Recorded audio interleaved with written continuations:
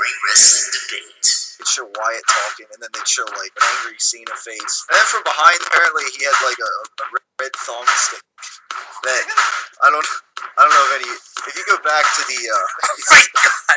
somebody said What the hell is that? trending now worldwide, Cena's lady parts in a red slutty thong. And now, here's Tyler. Yeah, so now Cena's the one showing pictures of his own up on the stage this past week on Monday Night Raw.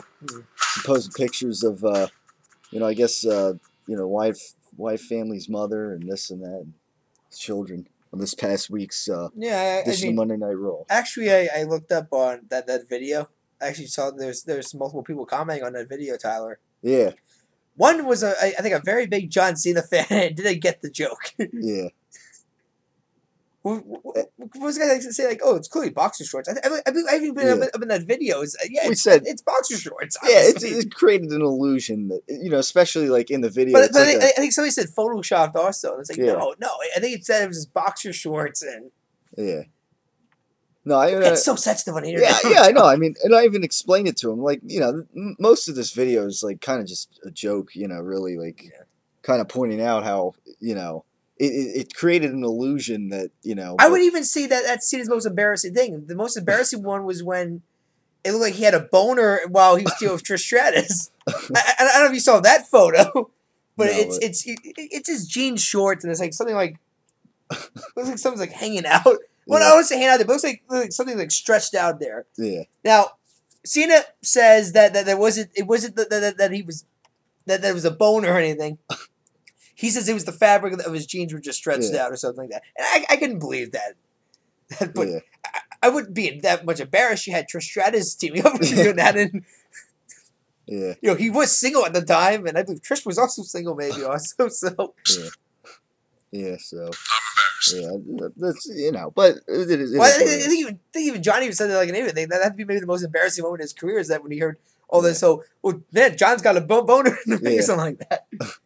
Yeah, but anyhow, I mean, Monday Night Raw this past week, actually, didn't have Daniel Bryan there actually. Honeymoon, Brie. Yep, honeymoon got with. Yeah, so he wasn't there. So they actually bring it up in that whole Daniel Bryan special that I checked out on the network. Yeah, so, it's actually very well done. They just started one for the Warrior, I believe, as well. Kind of set up almost like an NFL network kind of style. Right. Where it's like them just staring at a camera and just talking and bringing up stuff. And actually very well done. I mean, I think part of it was storyline, too. They brought up about how the Authority was keeping down in that. But they also brought up stuff such as, I don't know, when he got fired for that choking Justin Roberts deal. Hell, he didn't even know there was a choking rule and such. But there was that. And in fact, even John felt bad. He said he felt bad for Daniel. In fact, I do remember him even signing a bring back Daniel Bryan petition. Like he actually said, I'll sign it because I think the guy did get wrongly fired. But also brought up the whole getting kicked off WrestleMania 27 card. Yeah, he was supposed to defend his title. No, was it he defended or Sheamus? But US title at the time. Yeah, but then I think how Bryan said there was like just some employee meeting. All of a sudden they said, "Oh, by the way, due to time constraints, Sheamus Daniel Bryan would be the dark match now." And Daniel kind of like had like a face like typical. Like that's supposed to be like his first WrestleMania too. Yeah. But he said he looked over at Sheamus and Sheamus just had to put his head down and go like, like why? Yeah. And then they brought up the whole 18 seconds deal. Yeah. How that kind of disappointed him too, but at the same time there he said, yeah, but that probably started my popularity as well. Yeah. Because then the next night they talked about how it was at Raw the whole night, yes chance, and Bryan wasn't even on the card. And then they show a video of him coming out for the dark match, and the whole arena just explodes when he comes out. And actually, even talking about the whole yes thing when he first did it, like he just started, and like nobody got it or. I remember, I remember pointing out, a while ago. Well, and supposedly Bryan said like it was like he did like oh yeah, this is gonna be a massive chant. It was like okay, I'm a heel. Yeah, I'm just gonna be this annoying heel and just I remember noticing. Yeah, like who's gonna walk before out? It even became a chant. Who's gonna walk out of the chamber with the Warrior Championship? I will. And it's like yes. But it wasn't until like that WrestleMania where they started hearing these chants then, and people like started to do like his hand fan signal. base. Yeah, that fan base that night, and especially when John Cena was in the ring and people Yeah. started, and then Cena was acknowledging, Daniel Bryan, you owe me one, Yeah. and then not long after that, of course, that's when Brock Lesnar made his big return, and Yeah. F5 Cena, and yeah, so. But no, I mean, and then then they covered a bit about WrestleMania. They talked about how him and Brie were gonna get married a week later. Yeah. There's actually a funny moment because they actually talked a lot. The wrestlers they talked a lot about that they interviewed a lot about Daniel Bryan was Seth Rollins, Cesaro, probably because they both had Ring of Honor ties Right. to him. They actually even showed Ring of Honor footage too on the indie scene. Ironically, him facing Seth Rollins and Cesaro, whose movesets really haven't changed much when they got to WWE and such. But he even talked to The Miz because that whole NXT Pro deal and that, and he even admitted that. Yeah, I thought this guy. I mean, he heard about this guy being like an internet darling in that, but he never really thought, oh man, this guy looks so impressive. Yeah. Like he just. Well, and you got to understand when Brian came into the business too, he didn't like have like this epic beard or his head. He He's clean pretty- shaved, yeah. looked like a pretty boy essentially. Yeah. And besides that, he's just like this small guy in that. But Yeah. I don't know. I mean, it was actually a very nice special, and and ends with him winning after Mania, kind of getting the usual. He comes back in the curtain, standing ovation from the locker room. Yeah. Hugs Vince. Gets a few congratulate, remarks from veterans and such, and then of course kisses Brie, Yeah. because that's his, it's his wife now. Yeah. She's not even a belt anymore. She's Brie Danielson now. Yeah. Yeah, about that. So I'd be curious. Well, probably not, because in their minds this is Daniel Bryan, not Bryan Danielson, Yeah. which is his real name. Yeah. Daniel Bryan is just his last name. Right. Then Bryan, I guess, is his last name in WWE's mind, but. Yeah. No, it was a nice special. I haven't had a chance to catch the Ultimate Warrior one yet because my internet's not working upstairs from my laptop. But hoping to catch it because I heard that's very good. In fact, it even has a little interview from the Stinger, Steve Borden, without any makeup on either, too. Right. So maybe that's a sign that he signed the contract already or something. But Yeah. I don't know. But that's why Daniel Bryan was not on Raw. Right. Yeah. Essentially. Wedding, honeymoon. I mean, he'll probably be back next week. Right. But I mean, they worked it out. Never, without the. Well, apparently Kane's first feud. champion. Kane's first feud as champion. Apparently. Really? Huh. Well, I mean, that could make sense. Yeah, because we'll talk about it in the show, obviously, as to why that could be. But yeah, of course, the show started out with the tribute to the Ultimate Warrior. After his sudden tragic death last week. Which they got the autopsy. It was a massive heart attack. Yeah, yeah, and I don't know if you noticed, but as Raw was opening and maybe before everybody knew, that they were on camera. I don't know if you saw, but Roman Reigns was in the back laughing with somebody. I forget who it was. I have to go back and watch. Huh. Not like it has anything any importance, but everyone was kind of standing and. The Shield was in the back, and they didn't look like they knew that they were on camera at that time. And I don't know. I'll have to go back and look at it, but I saw Well, to Reigns... be fair, it wasn't like the 10. It wasn't like they were doing the 10 bell salute. Right. It wasn't at that time, but it was just the camera came on and it started panning across, and maybe they didn't. Maybe not everybody knew that it was on the air at the time, and I don't know. Somebody, I got to go back and look, but it was Roman Reigns looked like somebody made him laugh about something. But yeah, I mean, who knows? We don't even know what the joke was. There might have been a joke coming out, Yeah, and we won't know, I guess. But no. it was just kind of odd how he didn't. I guess they didn't know. Not everybody quite knew they were on camera. Yeah, but I don't know. It can't be as any awkward than when Vince walked out for his explosion. Brian Kendrick. No. Paul London. Of all people. When Vince is walking, everybody has the serious look, and there's Paul London just smiling. Yeah.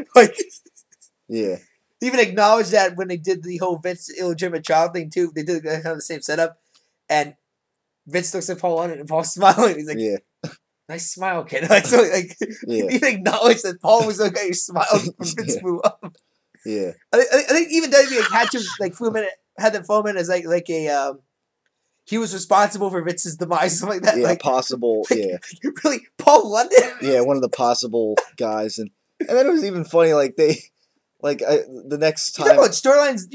There are so many storylines that due to real life events. I am just curious where talent or where the storylines have been going. Yeah, Like, you know what I mean? There's that one, the Vince McMahon one, the illegitimate child one, which was supposed to be Mr. Kennedy originally, but then he failed a drug test. Yeah.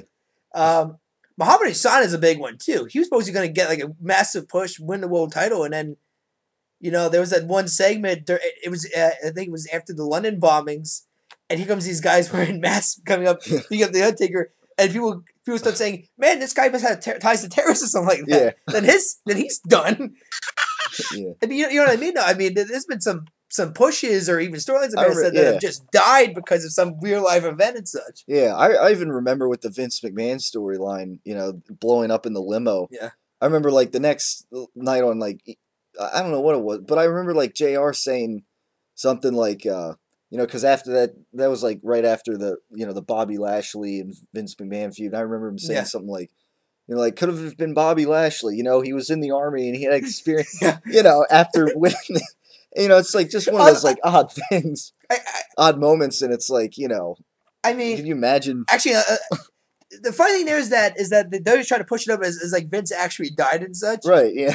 But they did. But it wasn't like the stocks reacted as if Vince died or anything. Like they knew it was a storyline. I do remember that. Unlike the Donald Trump buying Raw, which only lasted a week, and that's supposed to last like maybe the whole summer. I heard originally, but investors actually like thought it was an actual legitimate like transaction or something. Yeah, as if Donald Trump can own a show that WWE owns and so, you know. Yeah. Great for them, I guess. Yeah. But you know what I mean? Yeah. I mean, there's been like storylines like that. And I don't know who was supposed to be the guy that was supposed to originally be. I bet Mr. Kenny again. Again, he was supposed to be the guy who's supposed to be killed off Mr. McMahon or something like that. Yeah. Although supposedly the thing that was supposed to also happen, I think, was that it was all ruse. It was just done by Vince to mess with everybody and such. And eventually that's kind of like it's like I wanted to see if you fans cared or I don't know, something like that. I don't know if it's about cared. I think it was just more of trying to duke people maybe. Yeah. Trying to screw people over maybe. Like I mean, in the story, like I remember when Vince came back, like you know, kayfabe came back because obviously you know the next week on Raw after that happened when the Chris Benoit incident happened. Yeah. Then he's in the middle. Then it's like okay, but then he disappeared for a little while, and then later in the summer he came back, and then that's kind of where he and actually the funny thing about the Chris Benoit tribute, besides the fact that some people thought maybe it was really poorly timed with WWE's part, because I think literally the next day the investigators called it a murder suicide. Yeah. I mean that's the problem with WWE. They didn't know. They I think even Triple H assumed. I think one time on Larry King he said, "I assumed somebody broke into his house and killed his wife and his." You know, his wife, and his kids, essentially. And that's even what I thought when I heard the news. I'm like, people weren't sure, yeah. You know how some wrestling fans could get, maybe. Maybe a psychotic fan. I mean, that is what killed John Lennon anyway. Yeah. But, then I think the investigator said it was like a murder-suicide, and that looked pretty bad showing a tribute to Benoit. The next week, yeah. Because it was a 3-hour showing, nonetheless, too. It was supposed to be this 3-hour show that they were supposed to... The lead investigators were supposed to reveal the evidence of who they believe killed Vince McMahon or something. Well, I should say Mr. McMahon, because even in that promo, Vince is like, I'm Vince McMahon. My character is Mr. McMahon. Yeah. Because, that whole ego. Yeah. So, my character died, Mr. McMahon. I know, here's even another weird one, too. They also, most of these involve Vince McMahon. Remember his $1 million giveaway? And which, ironically enough, was also during the Chris Benoit WWE too. Yeah. Well, first of all, this was stupid because this was clearly a grab by WWE because they were experiencing low ratings at the time, and I would say even a weak roster as well. And their whole deal was that okay, maybe guys people tune in not for wrestling, but maybe they might win some free money. Yeah. But remember the final one supposedly where the stage blew up and Vince supposedly got like injured and such. Yeah. I'm thinking to myself, oh, we're gonna go straight to this whole who hurt Vince, who tried to kill Vince McMahon again. Yeah, a little less, severe, I guess. I don't know. But I don't know. I mean, no, that just brought me up about these storylines. Yeah. Maybe where they're going now, with some of them, and yeah, I mean, the Cena Bray Wyatt one is, one of them. So, yeah, I think they've done a decent job with that, and I guess.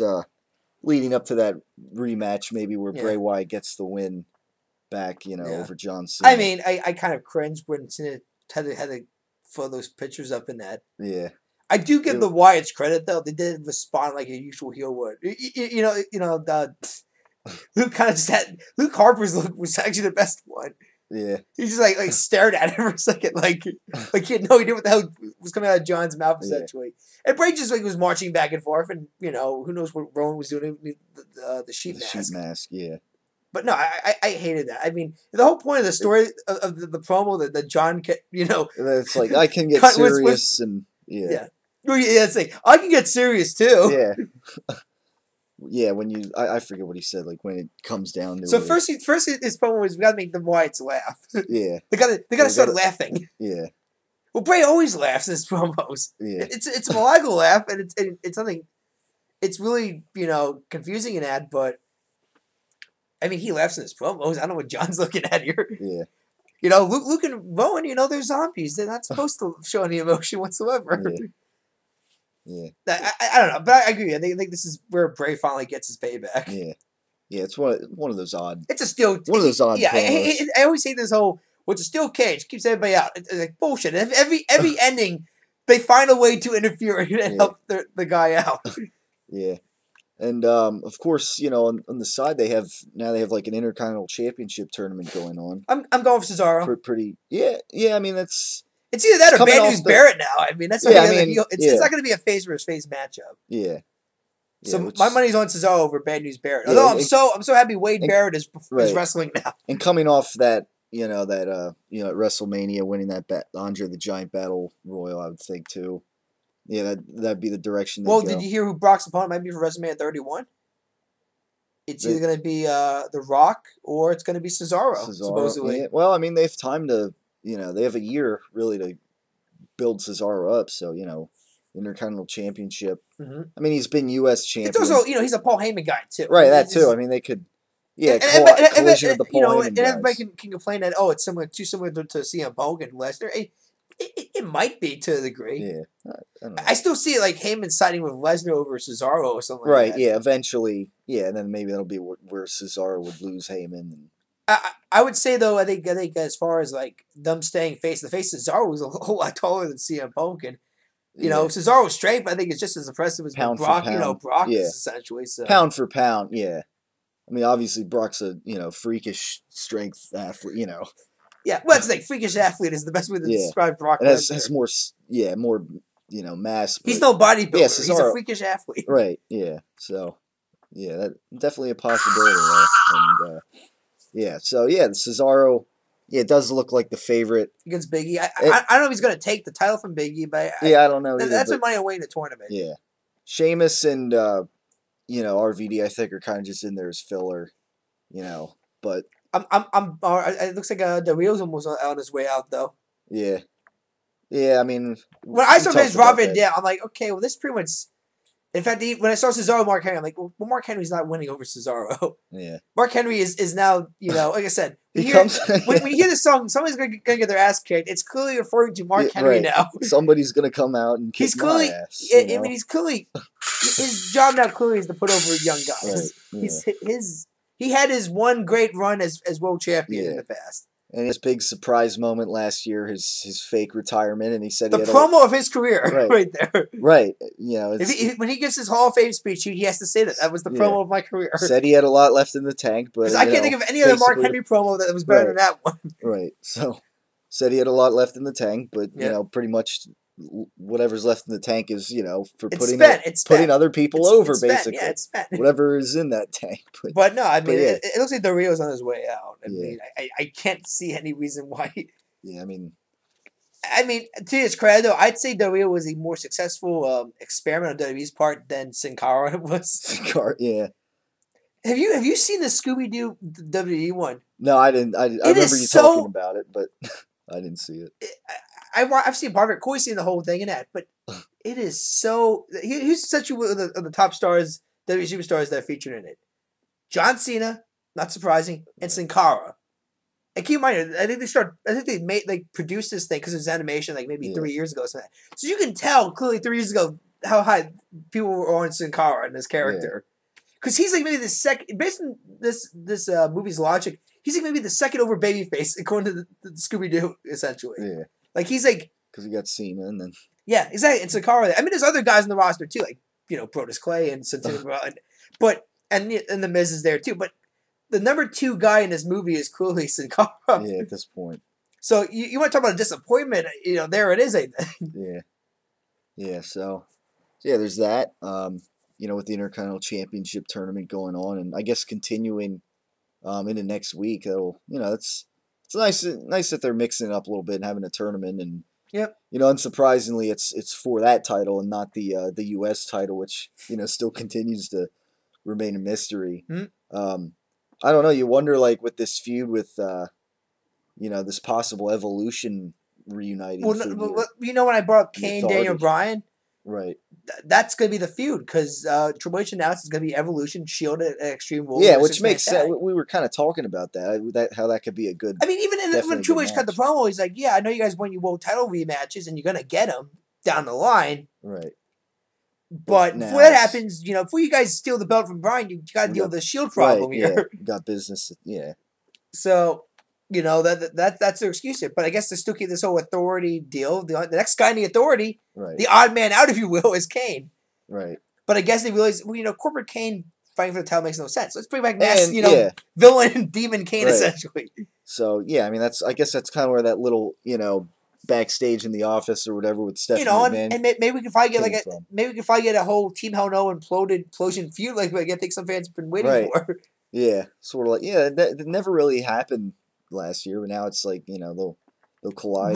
My main concern though is that the Shield Evolution feud is going to be the main feud on Raw now. That's I mean it kind of feels and Bryan's going to take a backseat to this, and I'm just like, you don't do that. Yeah, that's the only. You don't turn Daniel Bryan into CM Punk where he's falling behind. Granted, it's the Shield. It's somebody new. It's not Cena. And I'm not gonna lie. This whole Evolution Shield feud in the first week, I'm only interested in this feud there because it's like this new dominant stable against this old dominant stable that got reunited. Right. And I don't want to hear people complain. Well, Ric Flair's not in the group, and technically without Ric Flair, you don't get Evolution and such. Ric Flair's gonna do jack shit at his age anymore. It's just he's not. Okay, fine. He could be the manager. Yeah. And maybe then we can bring Sting back. He could be the manager of the Shield then. I mean, But no, it's Evolution versus the Shield. I think that's great. But I don't want that to be the main feud then. Yeah. And your quote unquote champion is playing second string. Yeah. Like Extreme Rules main event should still be Bryan Kane. I don't care if it's not the best feud. It definitely, and I don't care if it's a predictable match outcome because clearly Kane at his age is not winning the world title. Yeah. But like I said, I think if you do the feud right, which should be, okay, former tag team partner who screwed over his former partner countless of times, and wants to screw him over again, essentially. Yeah. Because if this thing was to take the belt also from him, I mean, that's a money making feud, I think. Yeah, they can kind of combine them too a little bit, so it's like even if kind of like last week when like the Shield came out and aided Daniel Bryan, in a way, and they can still like intertwine them a little bit, but yeah, I mean ultimately you have Kane and Daniel Bryan main event Extreme Rules, and I mean that makes sense. It's a championship match. Yeah, I mean like I said, and the Shield, like I said, second to last match, I think. Yeah, second. I put this easily as this should be the second. Like I said, this could still be the number one feud on Raw, but Bryan and Kane have to close Extreme Rules. Yeah. Yeah, right. If you want to legitimize this championship, this champion, which is has been 2 belts essentially now. The World Heavyweight Championship and the WWE Championship. I mean, to Cena's credit right now, this might be the first time in a long time we're gonna go through 2 pay-per-views with Cena's on the card. He's not even in the main event. Yeah. Right. He's not even the second to last match. He might be once again in the middle of the card for Extreme Rules again. Yeah. So. Well, like I said, that's the interesting thing about this Raw, essentially, is that you got all these new guys that feel like in the center of attention. Right, now. Yeah. Shield and Cesaro. And Daniel Bryan when he's on, when he's not honeymooning, I guess. But yeah, and Cesaro looking good with the, in the Intercontinental Championship tournament, the new Paul Heyman guy. Exactly. Essentially. And I like his chances as a Paul Heyman guy better than Curtis Axel's chances. Right, yeah. Though I blame WWE for the booking in that part there. They kind of screwed that up there, but... Having him face Triple H, what was his first 3 matches? It was against Triple H, essentially. Yeah. And in all 3 matches, he won, well, first of all, he technically won the first match because Triple H had a quote-unquote concussion or medical problem. And then the second time, time, the match never happened, and the third time, Vince kept coming out and changing the rules of the match to the point where he just avoided the match to Curtis Axel and told Axel to get the hell out of the ring, essentially. So, I think his only legitimate win was against Chris Jericho. That's because Jericho has no problem putting young guys over. Right, yeah. So, you ever went by there were people cringing when Triple H was facing Daniel Bryan? It's when you saw the Curtis Axel matches. Yeah. It's like, okay, can this guy even put, even at his age, any young guys over clean? Yeah. Yeah. Now, great, he was a babyface then. He's a heel now, so technically he has to lose clean. Yeah. Because he's facing, baby faces now. Yeah. But I don't know, maybe. But I think at the same time, the company's higher on Bryan than they were Curtis Axel. Yeah. I think Curtis Axel was an experiment more on WWE's part than an actual push or anything. Yeah. Yeah. And and going back to the Shield and the evolution and / authority. No, it's evolution now. There's no more. I mean evolution. They even acknowledge and they come out to the evolution theme song. But I mean, like if they combine everything, with Stephanie McMahon and Kane and Brad Maddox to a lesser extent, What, the non-authoritative GM of Raw? Yeah. Do you even need a GM on Raw That's anymore? the thing, because Triple H and Do you Stephanie need a GM period anymore? Because Triple H and Stephanie McMahon pretty much do all the GMing in the first place every night, and then you got Kane. They're the authority figures now. Who is executive assistant or whoever, and does more than Brad Maddox. So I mean it's like. Well, that's the thing too. You got him, but you got Kane as director of operations. Whatever the hell that position is. I mean, they're verified what Kane does. Yeah. So I mean, it is Vicky Guerrero is gone, so there's no more SmackDown GM, and as far as I know, nobody's replaced her either. They haven't announced any replacements. So I don't know. Yeah, I mean, who knows? But maybe maybe bring back good old John Laurinaitis. Maybe I mean his reign lasted very short as a heel guy. Yeah. I mean, you put him on SmackDown, lesser, the B show. And I mean, he played a nice character. That's what I thought. He played a nice bumbling idiot. Yeah.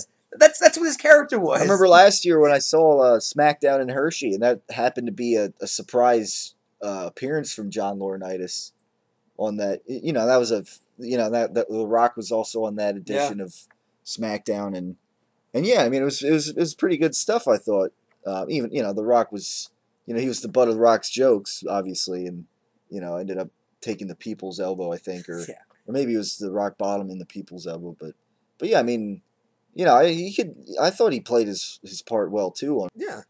Maybe it just kind of became a thing where Cena makes fun of his voice all the time, and he doesn't have that recognizable voice in that. I mean, I don't know. I think one of the best moments was when he was trying to cut a promo.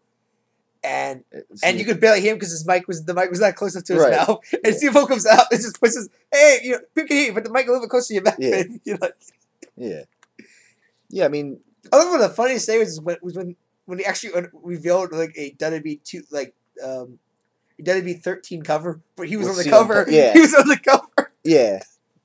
And then later on, CM Punk came out and brought out the real guy who was on the cover. Yeah, this is the real cover. Yeah. Yeah, People Power edition. Exactly. He had came out on that one scooter when he hurt his ankles. Was it one time? Yeah. I mean, I thought it worked. I don't think they gave him enough of a chance, and I think they were a little too quick to make just too much of a joke out of him, and but whatever. I mean, for now, I guess there's not really a general manager on SmackDown, I guess, but. It is what it is.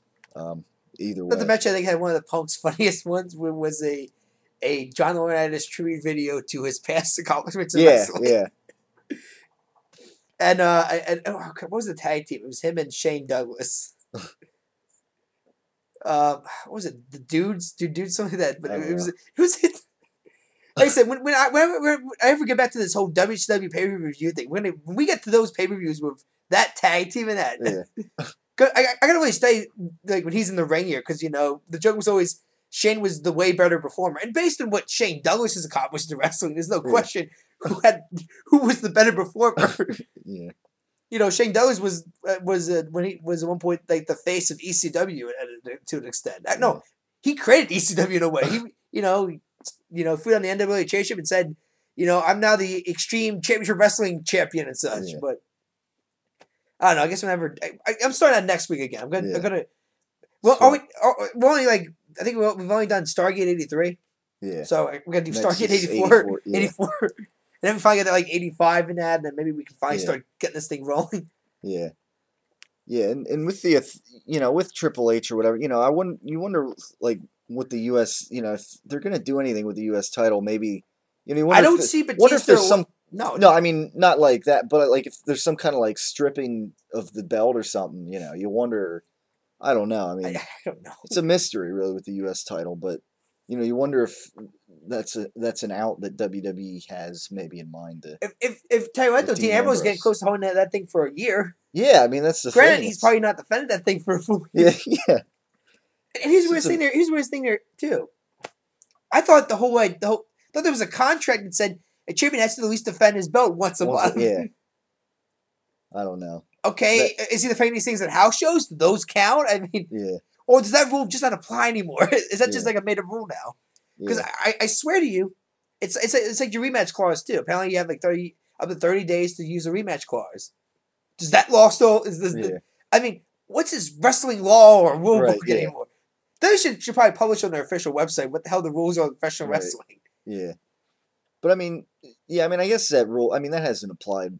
Yeah, I remember Well, clearly it doesn't apply anymore. for a while it has. Because supposedly the whole point of what was that? We would defend your Yeah. belt in 30 days, you get stripped of the title Yeah. automatically. Well, telling you that based on that logic, Dean Ambrose should no longer be the U.S. champion. Yeah. I mean, we've seen that, and we've seen him like work around that, like when CM Punk was injured and was WWE champion, and then at TLC, when the Shield had their big debut, Yeah. they didn't. There was no title match for the WWE Championship, so essentially that meant that was longer than 30 days that CM Punk defended his title. And, No. See, I mean, who no, knows No, when no, the- it was because the debut was interviewed in the Triple Threat match. It was Punk. It was Punk defending it against Cena and Ryback. Or wait, no, maybe it was another Survivor Series. Maybe it was No, you mean TLC. or That- TLC. TLC was the Shield first match. Right, yeah. But Survivor Series was when they debuted. When they debuted, yeah, but I mean like their debut match Was what I TLC, saw. yeah. They interviewed, yeah, they Well, Punk still defended it that month. It was like I think maybe 2 weeks maybe after it was, TLC. yeah, I don't know. I think, Which I think it was on the final Raw of 2013. Yeah. I think Punk. I think no. I mean that probably would have been. I think that would have been like ever, but Well, I don't know. because I think they made exceptions. All I know is that night it was a TLC match. Ironically enough, against Ryback, he won yeah, due to the Shield interference. right, yeah, Because the whole storyline I think at that point was who the Shield Yeah. they getting paid off here, and they were getting paid off by Paul Heyman. It turned out. yeah, But then there was the whole Rock deal. They threw the Rock, and then there was that classic whole, well, the Shield cannot interfere, or you get stripped of the title against Yeah. the Rock automatically. And in typical heel fashion, oh, the lights are out. Who Yeah. is it? Who is it? And good old Michael Cole. It's the Shield. It's the Shield. yeah, It's like well, okay, Michael, thanks for ruining this surprise. You know what would have been great if it would have been, well, who the hell like did this to the Rock? You Yeah. know, clearly it might be the Shield. It might be the Shield. We but you couldn't tell can't though. confirm. Yeah, yeah. So yeah, but so yeah. I mean, I wonder where that leaves. The U.S. title, but yeah, I mean, obviously, I think that's that whole match with Triple H and essentially Evolution 2014. I think was I wonder if they'll add like a stipulation to, or maybe make it an Well, Extreme Rules match. I mean, Maybe showing you how long the shoot's going to last. Tornado Supposedly penciled in right now is Triple H versus Roman Reigns in a 1-on-1 match. down the road. Yeah. Yeah, maybe It sounds like Reigns. SummerSlam. I don't know. I could see the Shield turning into a dominant stable where the goal is still to win every belt again. Maybe essentially. Maybe yeah. Like maybe just. Tag team belts and maybe the I mean, well, here's the reason why though you break them up. Right, this is what they're gonna break them up. Is that they got a new merchandise now. yeah They're coming out with these masks now that look so cool that people are probably gonna want to wear in that. Yeah. I mean. Not to mention, I think the ratings are up, and I think WWE is starting to realize this might be a money making machine formula. here. Yeah, And if something makes you money, you don't get rid of it. right. Yeah. Which I think was a smart move on their part by not breaking the Shield up. I mean, maybe you can make more money just keep them together a couple more years. Yeah, yeah, or I mean, yeah, or however long they decide to, You know. I mean, really, if Roman Reigns won the WWE World Championship and he was still a member of the Shield and such, are people going to say, "Oh, he's a tag team wrestler"? You know, no. I think we all know all three of these guys are talented singles performers in that, and can beat they're young. You know, can they beat can them have time to. exactly. Yeah. So I don't. So because I'm already almost saying I think Reigns is going to be winning maybe the title at WrestleMania now. Yeah. He's feeding him Triple H at SummerSlam unless the match is horrible and he drops Triple H on his head or something.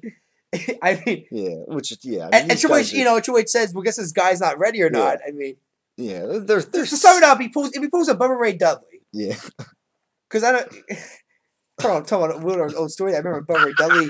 In 2002, when we both from the Dudley Boys, Devon, he was supposed to supposedly get a run of the belt, and it was supposed to be a feud with him and Triple H supposedly.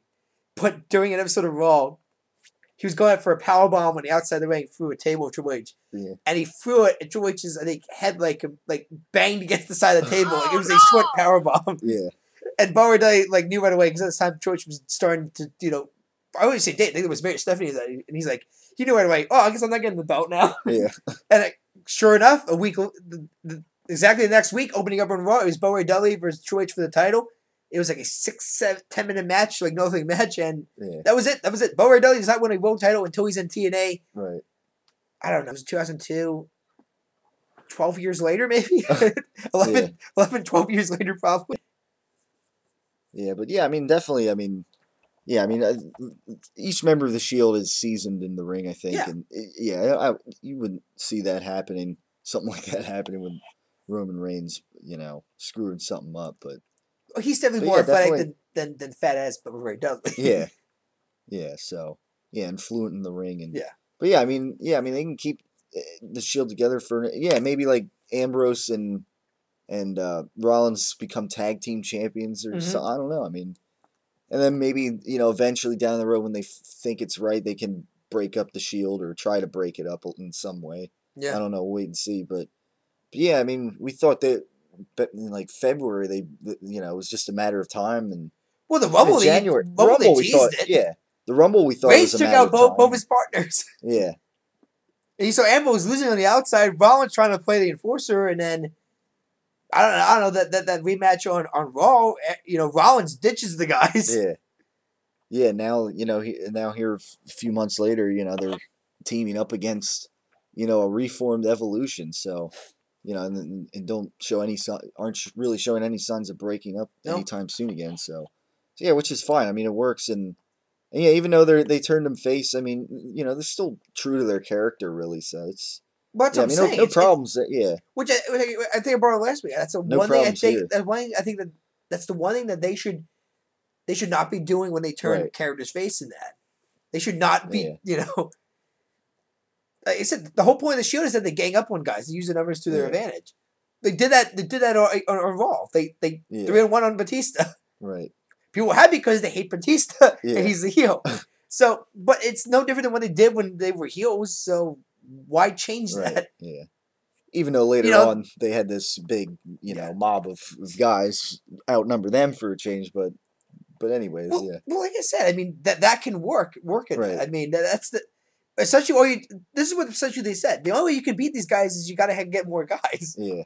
You can't beat them straight up. Yeah, and maybe a lot more guys. So you're not like making them weak. You're making them stronger. You're saying, oh man, we need like 11 guys to kick these three guys' asses. Because they're too strong of a team. And then Evolution comes out and says, all right, let us take care of the rest of, whatever. Yeah, I mean, it was a good ending. And, solid ending to Raw. Twitch Young and Roman Reigns, you're like believe in evolution. Or, yeah. Kind of ripping off their line in the Shield. Right. Yeah, so, I mean, that said it right. That really said it right there. I mean, essentially, it is Evolution against the Shield. And, I mean, it definitely works. I mean, it's one of those things like back in before, around the Royal Rumble, it's, we didn't know about this. And then, had we thought like. I said triple threat match. Right. Yeah. US title. We were thinking like, all right, they're going to break up soon. And, but I mean, here it's like, all right, now, a few months later, Evolution and the Shield, it's good, good stuff. I will say this, so the Authority looks a lot more stronger than when they had, the New Age Outlaws. It was on the Authority and such. Corporate Kane, it looks like the Authority looks a little bit more stronger now, which is, I think, a good thing. Because we got a strong face group versus a strong heel group. That's, right, yeah. There's a reason why the Wyatt and Shield feud got so much hype at the Elimination Chamber. It wasn't just the fact that, okay, we got two young guys. It was that, okay, we got essentially two of the strongest heel group stables we've seen in years in this company face off finally at each other. And something's got to give. Yeah. So here it's the same concept, except you got this veteran heel group reunited against, this now red hot face stable. Yeah. Yeah, I mean, close to what, a combined maybe like 30 world championships between Triple H, Orton, and Batista. Just a whopping zero titles. Yeah. Whopping zero. Just the one tag team reign. One tag team reign and one US reign. Yeah. I should say, and Seth Rollins was the NXT World Champion at one point. Yeah. Wonder if they'll bring something like that up. I don't know. But yeah, I mean, it's definitely interesting. Like one of those things, like if you had like back in January, if you had like a crystal ball and it's like, like come April, the Shield's gonna face, Batista's gonna come back and then they're gonna align and face off against the Shield. What if Batista did not get booed out of the building? Yeah, yeah, it's one of those things. I mean, yeah. Oh, would have had Batista gets Randy Orton like plan. Batista would have won the title. Yeah. Supposedly there was a report before Punk left that he was going to feud with Batista at SummerSlam, possibly. It's like one of those things too. It's like affecting then he got then Punk left, and I'm still going to hope believe that he's done with the company. Yeah. Yet, supposedly, and if you're checking out the roster page of that, supposedly there's something that says like Punk is away due to injury reasons, and it has return date to be decided or something like that. Yeah. No, I think he's done with the company. Yeah. But, somebody was actually clever. I saw on a Facebook post to one of the. You want to go watch CM Punk? You got to go watch these Blackhawk games now, or maybe Chicago Bull games or Cubs games. It's the only time you're going to see this guy in person anymore. Somebody was creative in a Photoshop job on Facebook when when they had the opening thing with Ultimate Warrior this past week. Somebody inserted a Photoshop of CM Punk in one of his hoodies in the background. Like look who was somewhere in that. Yeah. That was a pretty good Photoshop job, and like it was a serious moment, and like CM Punk was like smiling too with the like how bad would that really be if that was real? But obviously it was a pretty clever Photoshop job. Yeah, that not really anybody fell for. So, but nevertheless, I mean, that's pretty much I think covers. What happened on Raw this past week. Well, I mean, we brought up Young Talent again. Obviously, Paige. Yeah, the new Diva. Yeah, new Divas champion. They said she's only 21 years old. Yeah, she's actually very young talent. Yeah, younger than us. It's like hard to believe. Like his Divas champion is and the NXT champion. She's a double champion. Yet I don't know why they don't bring these NXT titles on these main roster shows. Yeah, we mentioned that last week. How they could bring that up and. These Bo Dallas promos look amazing. Yeah, I mean, we'll wait and see. It's not impossible. I'm possible. Yeah. Yeah. Believe in it, but I mean, like I said, and he actually, I think he just did like his farewell appearance on NXT. He wrestled all people, Justin Gable, but before it happened, he lost his rematch match to Adrian Neville for the NXT Championship. Yeah. And he's like. Because I said the whole point of his character is that he is paranoid. He thinks that he's like this most over babyface essentially, and he's like this cheesy babyface essentially. But the whole arena hates him. like I think there was a great promo that he cut one time with Sami Zayn, another Ring of Honor alum, by the way, known as El Generico back in Ring of Honor. But the kind of promo it says he's going. Bo, you've gone insane. These people are booing you. It's like no. It's not booing. It's bowing. Like, yeah. But apparently he tried to recreate the whole Daniel Bryan Occupy Wall deal. And he's like, come on, my believers get in this ring. If you get in this ring and demand a rematch, we'll get a rematch and such. Yeah. And not only did they not get in the ring, they turned their back on him. You see this whole like arena just turned their back on him. Like they don't even face him. At one point, Bo Dallas just like flipping down the ring and he goes like, really, guys, really? I gave you cookies. You're crying out loud. I gave you cookies. But yeah, then all people then JBL comes out, cuts like a promo because he's the GM on NXT, Right. and Justin Gable people comes out and fights Bo Dallas. But it was actually, if I don't know how it's gonna work on Raw, but it sounds like they're gonna use that character. I don't know if it's gonna work the same way to the point where you got people chanting, boo and I mean to show you how negative the crowd hated Bo Dallas, Tyler. There's this one time he felt he was fighting a jobber. And I think the crowd's like chanting, cheer this guy, Yeah. cheer this guy. like they don't know this jobber's name. It's like, we're gonna cheer this guy. Who is this? And of course, I'm excited for the Exotic Express, Adam Rose, Yeah. his bus now. Yeah. Apparently he likes bunnies. They were playing all games. But I mean, once again, I showed you what his entrance was in NXT. I don't know if that's going to be the same entrance. I don't know how it's going to come across on a bigger ramp on Raw. I don't know if fans are going to respond to what essentially is a Russell Brand ripoff. Obviously, I mean, it even sounds like Russell Brand when he cuts promos and that. But I mean, I'm looking forward to that character. Like I said, I'm Bo Dallas. I'm curious how his character does on television. Yeah. Because his promo's just been, but his promotional stuff's just been amazing. Yeah. It's like this inspirational video kind of thing. Yeah. Yeah. Yeah. So. I mean, but then again, I mean, if you watched, do you ever watch some of Kurt Angle's promotional advertising? Back a long time. It's kind of the same thing. It's Olympic gold medalist, American hero and such, and guys stand for intelligence, honesty, and integrity. And, and that's and actually, to be fair, that was kind of like, that's the only thing I can really compare Bo Dallas's character to, is that when Kurt Angle debuted, he was essentially this whitewashed babyface during the Attitude Era. Yeah. And because I remember there, he's like, I'm back home, and and so essentially, and he gets booed out of the building. Yeah. But Kurt, for a while was playing this whole whitewashed babyface. Even his debut for Taz, what was his promo in the beginning? He's like, I know you're nervous backstage, but come out and try your best. Yeah. I don't know. I mean, like I said, that's just I didn't know time you ever some of that, yeah. Yeah, but anyhow, well, I mean, it already happened technically because in SmackDown taping on Tuesday, but we obviously we don't see it yet, but main event apparently was Roman Reigns and Dave Bautista. No, Sheamus Batista. Sheamus Batista. And Batista beat Sheamus. Oh, okay. I thought they had Roman Reigns taking on Batista. I don't know. I mean, I saw the Raw promo. The Raw promo I saw was Batista and Sheamus, and the results that I saw today was Batista beat Sheamus. I could have sworn I saw that Batista was going to take on. It's coming, Tyler. Sheamus. Roman Reigns. Trust me. Roman Reigns, yeah. If he's going to face Triple H, he's got to go through Orton and Batista to get there. Yeah. Because in Triple H's character's mind, he's God's greatest gift to wrestling, essentially. Yeah. I mean, he's the COO, and like I said, his entrance at Mania was kind of almost like a Christ-like. He's sitting on his throne.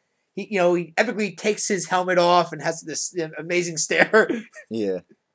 This epic entrance. Yeah. That's essentially what his character. I almost feel like his heel character now is essentially what the internet marks have kept saying for years about this guy. Right. He's a douchebag to everybody. He's only, he's power. The only reason he has his power is because he's married to McMahon. Yeah. Doesn't put anybody over. He completely buries it. That's essentially what his character is. He's essentially is trolling the internet. Yeah.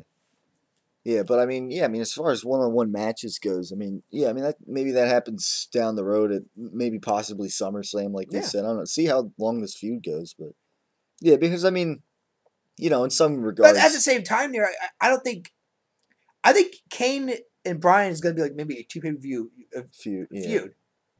But then who do you have face him after Kane then? If Evolution's busy with Shield, do you eventually give Orton and Batista their titles? I mean, have to have some kind of Orton especially. I mean, he's the Yeah. Because we all, Bautista's excuse is, well, I won the Rumble match. I never got my true one-on-one match yet. Yeah. That I was originally promised when I won the Right. Rumble match. Yeah. You know, or does it become one of those loopholes again? That, yeah, It who just knows? fades away, you Yeah. know? What rematch? We What sit here. rematch? Yeah, we sit here a couple months from now. It's like, you know, it looks like they're just gonna let it slide away. But I don't. Yeah, I mean, I don't know. Yeah, in the future when we're going over Bash at the Beach in 1994 or something like Yeah. that, WCW, Yeah, we're still talking about when are getting his rematch? I Yeah. thought he had a rematch. yeah. But yeah, I mean, obviously, yeah. I mean, there's a lot of different possibilities now. You know, between the individual members of the Shield and individual matches, and then the tag team match Mhm. at Extreme Rules, and yeah, I mean, definitely, WWE's created a good formula here that's I think can definitely work throughout the summer possibly, and Well, I think the formula on Raw the past weeks has been refreshing. That's the yeah, best way to that's say the it. thing. Yeah, A lot of new guys getting TV time. Yeah. Cena kind of taking a back seat. Hell, even a little Wade bit. Barrett's character actually matters now. Yeah, yeah. So, yeah, and you got other guys around, RVD, having matches. Robin Darren's back. matches. I don't think he's going to do Cesaro. much. I think he's just going to be back. He's probably not going to do much, but I mean, at least he's there to have good matches, Mhm. and even in his 40s now, and Like I said, who knows? This guy by the name of Sting might show up eventually. Yeah. yeah, I mean, Like I said, I watched the Ultimate Warrior. Well, I didn't see the Ultimate Warrior. But there was a photo leaked online about someone who was watching WWE Network and watching this Warrior thing, and it looked like a very new image of Sting, essentially. yeah, As in, he looked very old, and grizzly. He did have his face paint on, but it was Sting. Yeah. I know what Steve Boyd looks like, because even in TNA, he even started cutting promos without any face paint on and such. Yeah. But yeah, and yeah, I mean, after this week's Raw too, I mean, I think people who maybe were so devastated by the ending of the streak, maybe that's going away. Obviously Brock Lesnar is probably gone for a little while. Oh yeah, now. speaking of which, did you hear some of the new stuff leaked out of that whole deal? With what, like how the WWE decided to end the streak, or we were saying, it was all Undertaker, blah blah, blah. And that's his decision. Yeah, that's a really. I would say this. It's not. I would say it's fully true. I wouldn't even say it's fully false. Because clearly he had a say. Right. Apparently it was Vince's idea. Yeah. Apparently Vince went up to Taker and essentially looked at him over the week and said, "Look, it looks like your body's not going to be able to handle maybe one more Mania or something After like that. Yeah. Maybe like one more match." And Brock's going to be around longer than you will. Yeah. But that's the funniest thing. Here's the funniest thing there, too, I'm thinking about there. Everybody's been bitching and moaning about Brock Lesnar, this quote-unquote part-timer. If you look at the past 3 years, Brock's more of a full-time performer than The Undertaker is. Yeah, I mean... Taker only wrestles one match. The past... WrestleMania. Right, yeah. What's Brock done? I don't know, Extreme Rules, SummerSlam, he's done Royal Rumble? He's done 3 this year. Well, last year he did. WrestleMania, Extreme Rules. Yeah. Last year and SummerSlam, and and then he comes back for like WrestleMania season, and but he does like 3 pay-per-views a year. Yeah, which is 2 more than Taker. Right. Yeah. Yeah, he's had. So who's more the part timer in this equation here? Right. Yeah. Exactly. So, but no, supposedly that was the deal. They just said, look, you're not doing well. We think it would be, not to mention, let's be fair here, I think this has made this Mania more talked about than if it would have been Taker just winning. Yeah, yeah. It's great. It's created more of a news buzz than if Taker would just won which WWE does like. Exactly. And it's made Brock a more legitimate bad guy, I think. Yeah. And it went to the Sound Monster. You could not hear the man before him and talk. He's that hated of a heel. Right. Plus, maybe the next feud he gets in, I mean, this is a guy that ended the streak, and maybe next WrestleMania, or I don't know, whenever, maybe sooner than that. And actually, that's the best part about Paul Heyman's character now. Yeah, every time he comes out, he acknowledges he's the client. His client ended the streak. Yeah, even though, in fact, that's all he does on SmackDown this Friday. So he's just gonna come out, cut a promo, and walk back. Yeah. It's not like a Cesaro match is coming up or anything. By the way, Cesaro's theme song is just epic right now. Yeah, and I mean, Tyler, it's a joke. He doesn't have a theme song right now. Well, no, I know what you mean. But But yeah, and Okay, it's how you didn't get what I was saying. I mean, even I was just about to say, like, even though, like, Brock Lesnar wasn't even there on Monday, but exactly, you can still, point out, like, the ending of the streak will still, like, live on. Paul Heyman is the second greatest manager in the history of wrestling. And first, Bobby Heenan. Yeah, I mean that guy was the man back in the 80s and even 90s. The Heenan family, which is just like this random group of heel wrestlers that Heenan managed. Yeah. Not to mention every wrestler he managed, like he could take literally the worst guys and make them in the superstars. I mean, come on, the Warlord, the Barbarian. Yeah. I mean, those guys were not going to go anywhere if they didn't have a nice heel manager next to them. Yeah. And I know people are going to say, well, we got Freddie Blassie and Jimmy Hart. No. Bobby Heenan beats those two guys. Yeah. Heenan was clearly the manager of the 80s and 90s. I think still the all-time guy. Though, Paul's working his way up there. Yeah. Yeah. I would say this. Of this generation, since really has been no managers this generation. Yeah. But even, like, I'd say even the 90s and such, Paul Heyman. Yeah. Best manager of the 90s and such. Yeah. But I still think he's behind Bobby Heenan. Yeah. But I think he's gaining, though. Yeah.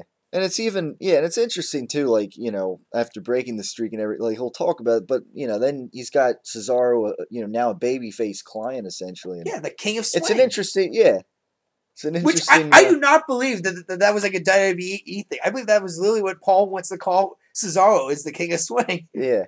Which actually is a very catchy name, considering the fact that his not his finisher, but his most popular move is the giant swing. Yeah. Yeah, and of course, this past week he didn't do that, but he did the other one on Mark Henry. And, the neutralizer, which is actually very tough to do for big guys. Both moves are tough to.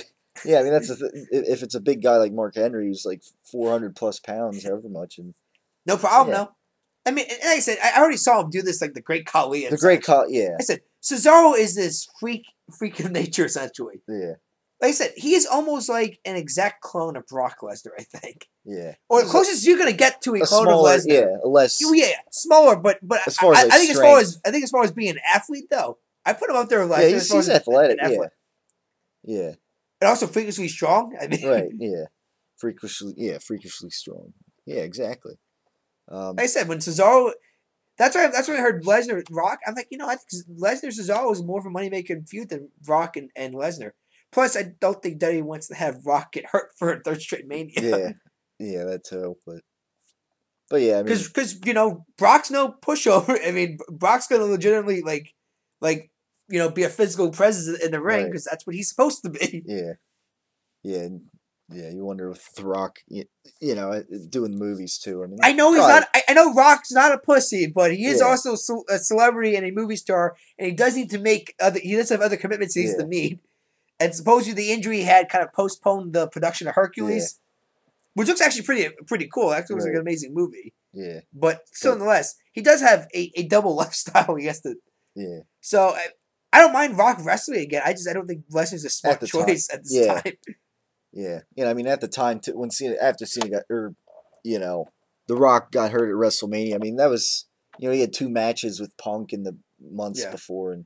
Not to mention the next guy that has to be Lesnar. That's the thing too. Lesnar needs to start developing an amazing winning streak when he wrestles the pay-per-view matches now. So that way when the guy finally beats him, it's like, oh my god, the guy who beat the streak just lost to this guy. Right. Yeah. Yeah. I kind of said that earlier too. Like, I mean, he's maybe starts accumulating more wins, and then. Well, I think right now Lesnar's on a three pay-per-view match win streak.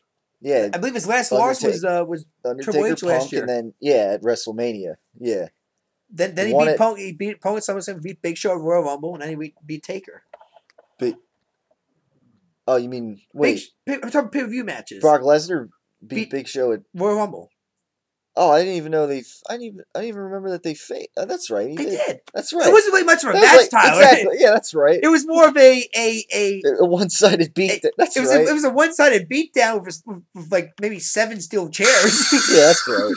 I totally forgot about that. But it was a clean win. No, actually, a quote-unquote clean win for Lesnar. Actually, it's 4 straight then because Extreme Rules. Oh yeah, Extreme Rules. Yeah, so the third Triple H Lesnar 3. Yeah. And then Punk at SummerSlam, and then Big Show, just getting absolutely destroyed Destroyed. the Royal Rumble, Yeah, and has not Lester's done on a much 4-match since. winning Yeah, streak. Except the fact, he started out with a loss yeah, to John Cena. Then he beat Triple yeah. H. So yeah, But then he lost to Triple H. So he was at one point 1-2. Right. But yeah, no. Then he beat Triple H. Then he beat Punk. Then he beat Big Show. Then he beat Taker. 4-match win streak. Yeah, and now he's, I guess, 5-2 since coming back. Yeah. Actually, that's be researched now. Also, who has the longest active win streak now?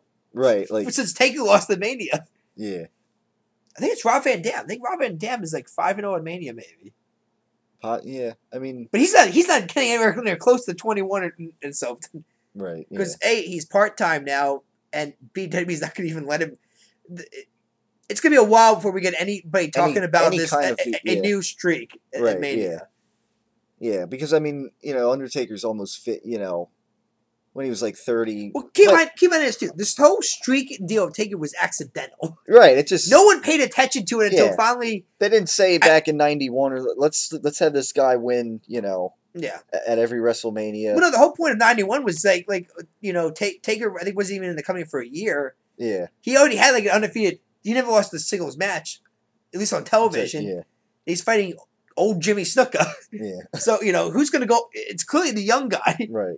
Jake Roberts was the same thing. Young guy goes over, and then what was it? The giant Gonzalez, I think was been on. The guy who wore like the stupid was it like ape suit or something like that? Yeah.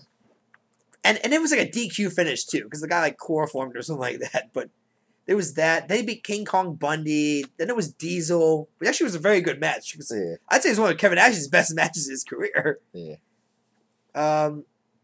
13 Psycho Sid, then Kane. 15 he did wrestle. 16 no 15 Big Boss Man. The one that most people forget about. Yeah. Because it was maybe one of the worst Hell in a Cell matches I ever saw. It's probably more famous for the whole finish after the match where I'm curious if the network still has this finish in here where you got Edge, Christian, and Gangrel, the Brood up top. They throw a noose down. And as the cell's raising to the ceiling, they got Boss Man hanging from a noose. Which is kind of bad taste now since the guy's dead now. But and then 16 they did it before him. And then it was 17 where they actually, I think they kind of acknowledged it wasn't during the feud. Because the whole point of the Triple H Undertaker feud at 17 was essentially Triple H beat everybody essentially. He has nobody else to face, and Taker has nobody else to face. Let's just have these guys face each other because they have nobody else to face with. Yeah. But I think it was after Taker pinned Triple H. I think it was after this, like Jim Ross said, and Undertaker's now like 10-0 at WrestleMania or something like that. Like that's fine when somebody actually acknowledges, and this guy's like 10-0 at WrestleMania or something. And then I think during the Ric Flair feud, I think they brought up something about a streak, maybe. Yeah. But that whole deal wasn't so much about the streak. It was more about how Flair screwed Taker out of the title, the Undisputed Championship or something like that. But he won that. Let's see. 19 was the handicap match, which was probably another one nobody wants to talk about. That whole supposedly was supposed to be a title match between Taker and Nathan Jones, but Jones was so green and not ready for the main roster that had to make a handicap match, which is stupid. Yeah. But Taker won against the Big Show and A-Train in a handicap match. 20 was the return of the Dead Man against Kane. There was no streak deal there, essentially. Yeah. Let's see, 20. Actually, I think it was maybe 21 was the first one where I think really had a guy like Randy Orton. Yeah. Who whole point was to kill the Legend Undertaker. But I think he was also I think he also brought in forward. I'm killing the streak essentially too, because that is the election of the Undertaker. Yeah. So that might have been the actual feud. They actually based, a competitor around the streak essentially. Right. At least from start to finish in that. Yeah. So really they only acknowledged it like for 9 years at least that Taker had a streak, this amazing streak.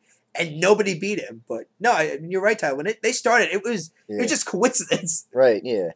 It was just, it could have easily gone somewhere down the line. It could have easily had somebody else beat Taker. Yeah.